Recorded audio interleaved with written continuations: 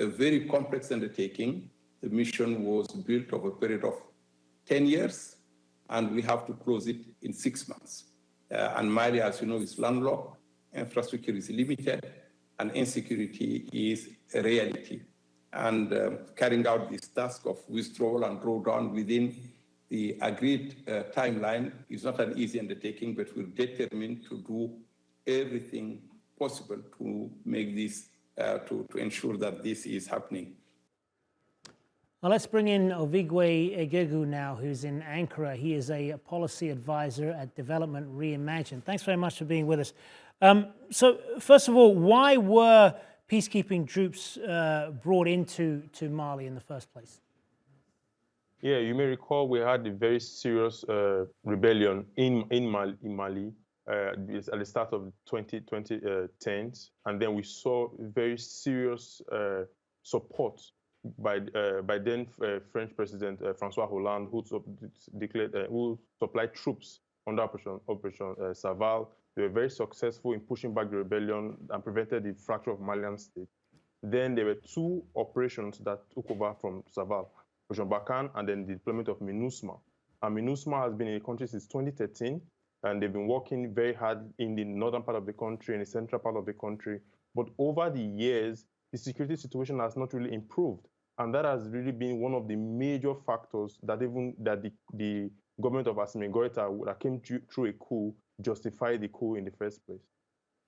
And the volatile security situation is what has been the main challenge as far as them getting out of there, as far as this being a smooth withdrawal. Just how dangerous is that for them there?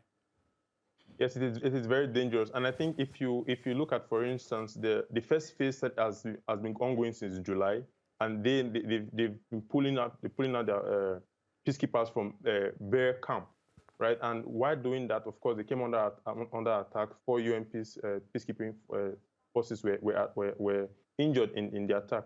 So it even goes to show how fragile and volatile the situation is, even after 10 years of a multi-dimensional force as large as MINUSMA, about 13,000 combatants. If you add civilian and non-uniform personnel, we're nearing about 20,000. That's a lot of personnel, and in that period of time, you still can't even withdraw, from areas where you have been operating without facing difficulties.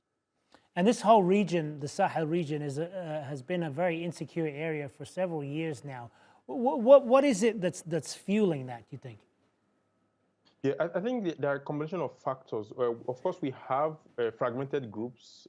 Some of them are terrorists, some of them are secessionists, some of them are just transnational criminal organizations, and some in particular, Mali in particular, really is a place where all of these type of groups are present. Unlike Burkina Faso, where it's mostly terrorism that they are facing.